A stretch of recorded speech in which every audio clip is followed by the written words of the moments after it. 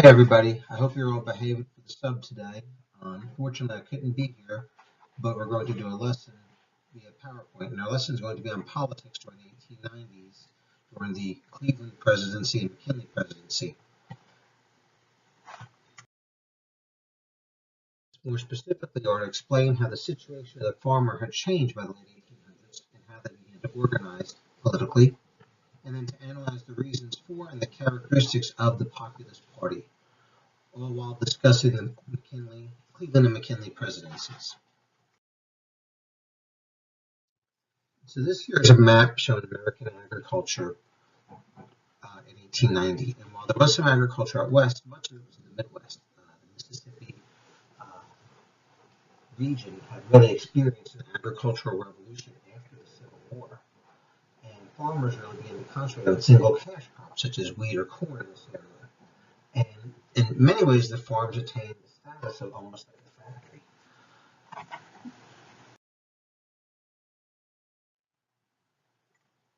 Furthermore, there was a massive migration of both white and black Americans out of the southern cotton belt into this area.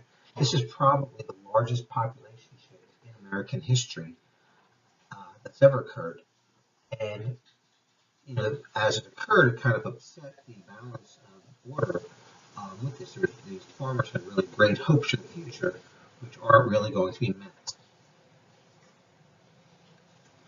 One of the most important reasons that farmers' hopes are not met is something called the crop payment system. This was really one of the most wrenching changes for farmers. So the way it would work is that a merchant or planter would extend a line of credit to some of the struggling farmers, those that didn't have the large pieces of land.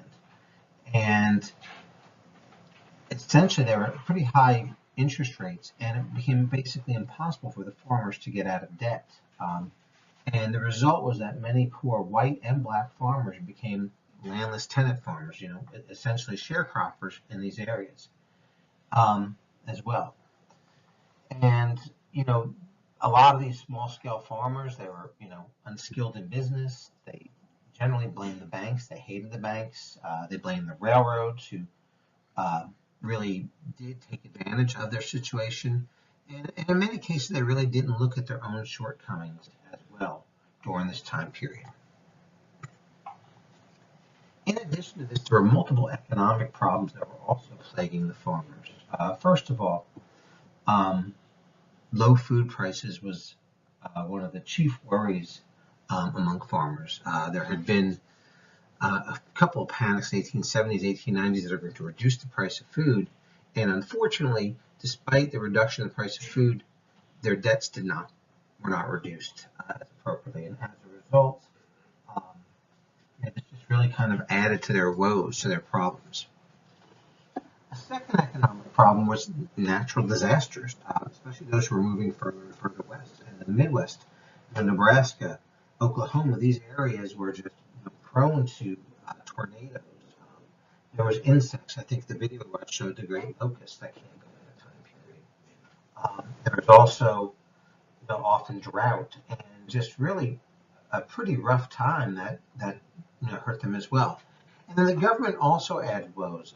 Farmers' land was often overvalued, making their property taxes higher than they could afford to pay. And the protective tariffs, in particular, hurt both the South and the Western farmers as the price of manufactured products increased. It was during this time period that the U.S. actually had an embarrassingly high budget surplus because of the tariff, which was the main way to raise money. Finally, for the most part, the farmers are just basically underrepresented politically. They were poorly organized. Even in states where they were represented, some of these Midwestern states had strong state legislatures for farmers, they didn't get what they needed on the national scale. Overall, during the 90s, the two most important issues for the farmers were that of money and tariffs. The tariffs for the Republican Party were often very high, protective tariffs, protecting business. And the money issues that the farmers wanted was they wanted what they called soft money, this idea that they could use silver to create money instead of just relying upon the gold standard, which had existed previously to this period. And this hope that silver would actually lower the price of goods. So the way that would work, it was hoped by flooding the market with silver, it would actually lead to inflation. Inflation would basically make more money, which was worth less, which would help the farmers because their debts would not rise with this inflation. They'd be able to pay off their debts in their lines. Unfortunately, the soft money proponents never really won, but these will be the two most important issues dividing the political parties and leading to the rise of the Populist Party during the 1890s. A little background about this as well. In 1890, Congress passed the Sherman Silver Purchase Act. The Sherman Silver Purchase Act was a system of bimetalling where the Treasury would basically double the minimum amount of silver purchased.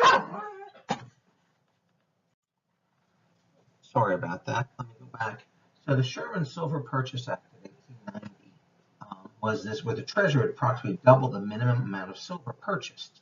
And these people in the West, these farmers that are really pro-silver advocates, agreed to support a protective tariff in return for this bill being pushed, or Eastern supporting it. The mining states, hated limited silver purchasing, and so they wanted more silver.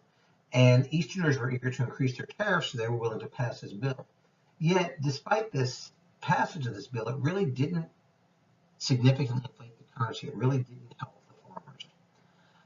And what we're going to see instead is the McKinley Tariff Bill of 1890 that was the Republicans' reward for supporting the Sherman Silver Purchase Act, actually raised tariffs to the highest peacetime level that had existed up to that point, 48%. They also raised tariffs on agricultural products. Farmers, however, were really not that impressed because Europeans could not compete with American farmers anyway. And the Democrats would use this tariff issue to attack Republicans and attack Republican policies as well. And what we're going to see because of this tariff bill, because of the high tariff from the farmers, we're going to see in the elections that occur after passage of this, we're going to see 77 Republican congressmen lose their seats because of this. And this is going to kind of also complicate things with the politics during that period as well.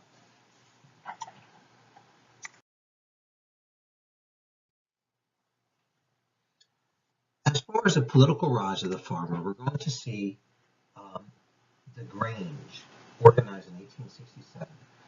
This provided farmers who are often isolated in the West with social and educational activities. There were picnics, there were music, there was lectures, a way to bring cultural activities to some of these very isolated areas that existed in the West and Midwest as well. And probably about 800,000 members by the 1770s. With the Grange, they began to establish cooperatives for both consumers and producers. They could, have places to store. They created grain elevators, and they really were fighting politically to end the railroad practices, the monopolistic railroad practices that were so damaging to the farmers as well. The Grangers were politically successful, mostly in the Midwestern states, Illinois, Wisconsin, Iowa, Minnesota. They convinced state governments to regulate railroad rates, and were actually doing quite well. However, most of the court decisions overturned this and would not allow this regulation by the states or the railroads, that they could only be regulated by the federal government. And so, this really kind of reduced, the Supreme Court decisions really reduced the Grangers' influence. Another way in which the farmers came together was also through the creation of the Greenback Labor Party. This was formed in the 1870s, and it kind of combined the inflationary goals of silver supporters, those that wanted that inflation, with a program for improving conditions for laborers. It was kind of the hope that the Greenback Labor Party would attract the workers in the East as well. And, by 1880, they actually had a presidential candidate that received 3% of the total vote, but it ultimately fell apart as well.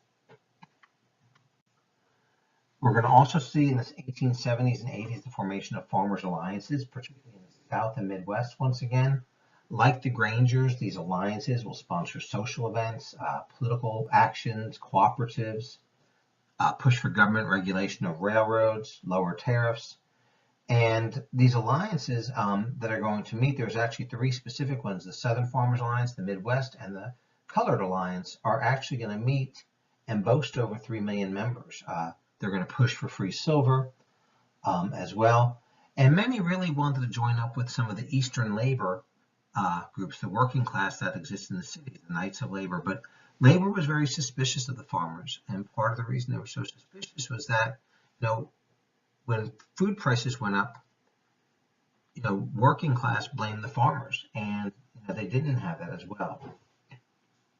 Ultimately, what we're going to see is kind of the farmers' alliances kind of combining with former members of the Greenback Labor Party, leading to the rise of what we call the People's Party or the Populist Party by the early 1890s. Started in Topeka, Kansas. Some names to be familiar with are Ignatius Donnelly. He was actually elected 3 times to Congress, being a major figure. Mary Elise is another. She made numerous speeches in 1890 denouncing the Eastern establishment in Wall Street. I think she was the one who stated Kansas should raise less corn and more hell. Another influential early populist was socialist Jerry Simpson. He traveled to try to get Southern Alliance support for populist unity. And we're going to see ultimately, the beginnings of this movement, and even the fact that the Populists or the People's Party is going to run a candidate in the election of 1892.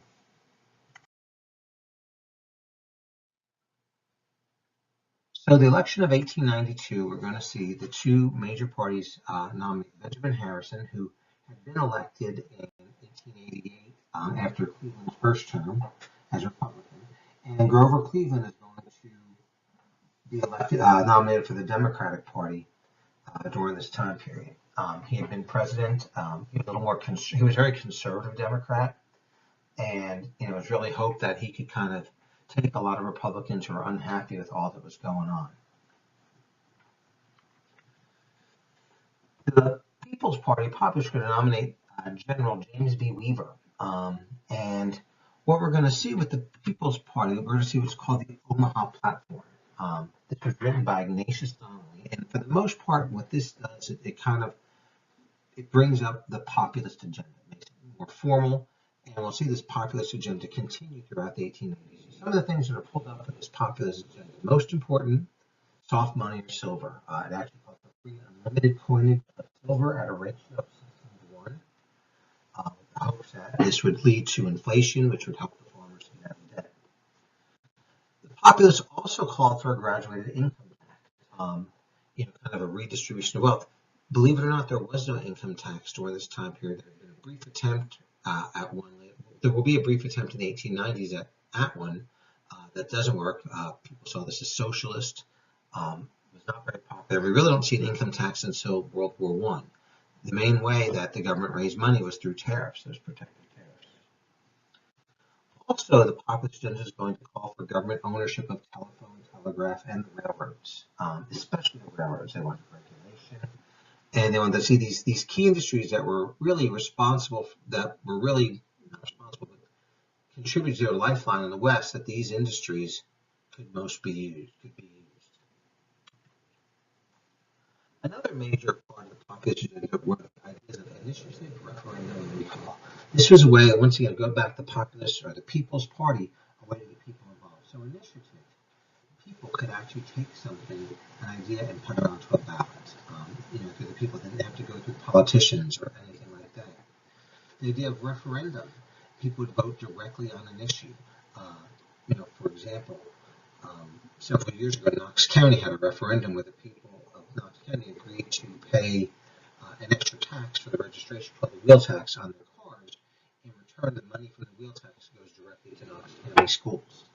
And then also the idea of recall, that a politician can be recalled from office if they fail to live the expectations by the people, not just impeached by others. And so, an example in modern terms of recall, California had a governor named Gray Davis, and through a recall of the people, he was recalled. That's actually when Arnold Schwarzenegger was elected governor after Gray Davis was recalled from the California governor.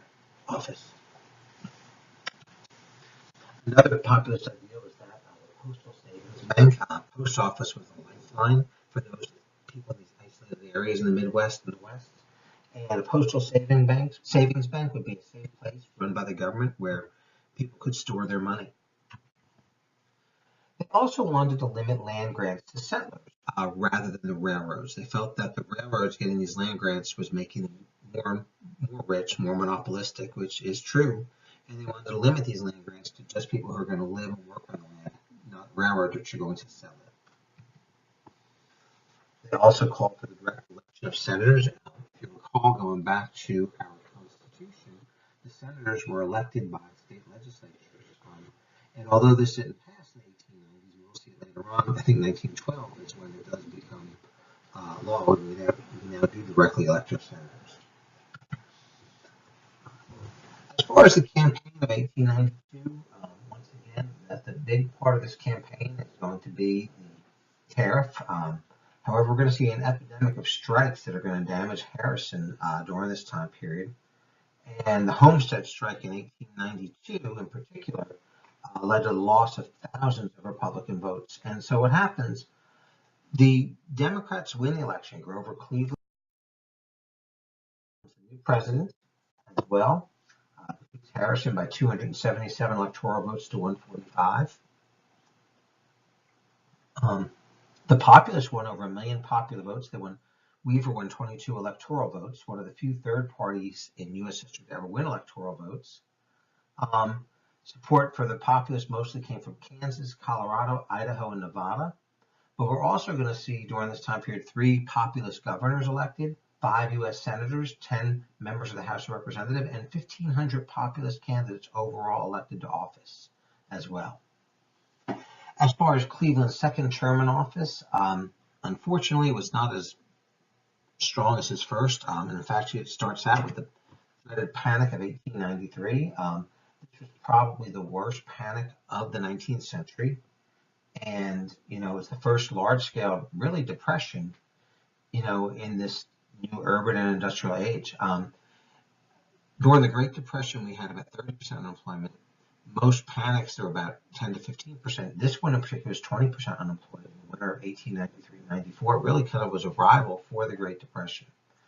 Of course, the causes of the panic were the immediate cause was a collapse of the stock market, but the long term was overspeculation, the overbuilding of railroads.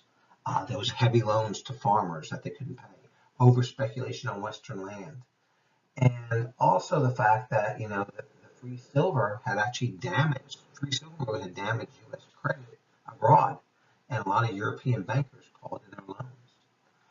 Furthermore, labor disputes, like I said, the different strikes during this period had disrupted economic activities, and a result of this panic was that the gold reserves really fell. President Cleveland actually repealed the Sherman Silver Purchase Act, and he actually alienated many in his own party, in particular William Jennings Bryan, who later on is going to become the presidential candidate, is going to argue against the repeal of the Silver Act, the Silver Standard. Another interesting thing that also occurred during this time period, during this depression, was Coxey's Army in 1894. And this was the most famous of these industrial armies that had unemployed that had come to Washington, D.C. Coxey himself was a very wealthy businessman who was curiously a currency reformer. He left the Democratic Party for the Greenback Labor Party, later had joined the Populists, and his platform included a demand for the government to relieve unemployment by inflationary public works program and increase the money supply. Once again, this populist goal of this. Coxey and 500 of his followers were arrested in Washington, D.C. for walking on the grass, which is going to further alienate Cleveland from his own party. Another major event of Cleveland's term was the Pullman strike. We talked about this earlier, but Eugene Debs had helped to organize the American Railway Union, and the Attorney General actually sent federal troops to, basically make the strikers work. The first time the government used an injunction to break a strike, and we're going to see increased worker disenchantment with the government. And once again, Cleveland is losing the support of his own party during this time. And finally, by 1896, we're going to have a new election. This time, The Democrats nominate William Jennings Bryan, who is kind of becoming the leader of the party. He kind of reminds me a little bit of Henry Clay. He'll run for president 3 times and never win. He's also well known for the Scopes monkey trial in Tennessee in the 1920s. Bryan is a Democratic nominee. Like I said, the Democrats would not endorse Cleveland because of his silver purchase repeal, because of the actions of the Pullman strike. And Cleveland left office extremely unpopular. Bryan was only 36 years old. He was from Nebraska, probably the premier speaker of his day. And he was really the first politician of his generation to lead a major party, claiming to be a champion of the poor. The Republican candidate was William McKinley. He was an ex-congressman from Ohio. He, for the most part, he believed in trickle-down economics as well, and his platform supported the gold standard, and also praised the protective tariff. And one of the key highlights of this campaign was the very famous Cross of Gold speech given at the Democratic Convention in Chicago.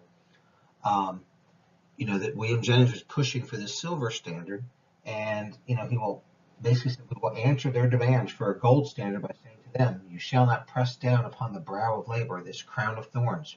You shall not crucify mankind upon a cross of gold. The Democratic platform also called for this, like I said, for unlimited coinage of silver at the ratio of 16:1, 16 ounces of silver to 1 ounce of gold. Silver and a dollar would be worth about 50 cents. And the Populist Party also nominated Bryan, but Bryan did not acknowledge the Populist nomination early enough, and the campaign began with uncertainty.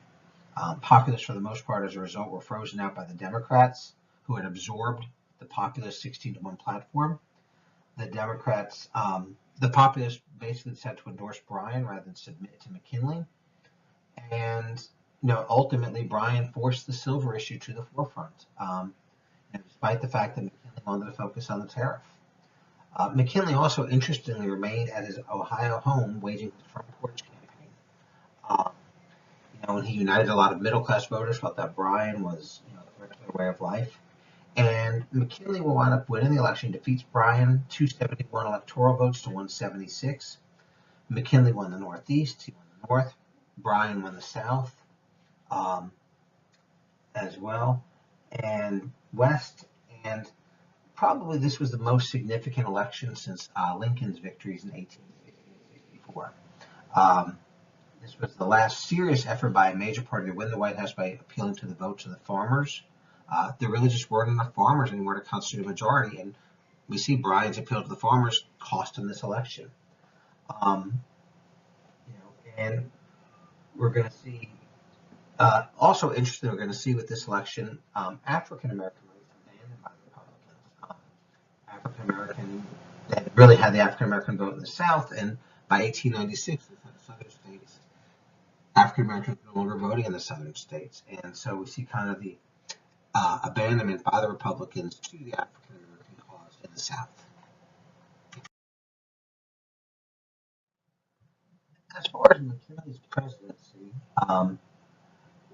basically his domestic issues. We're going to talk later in the class in our next unit about his foreign affairs and his domestic matters.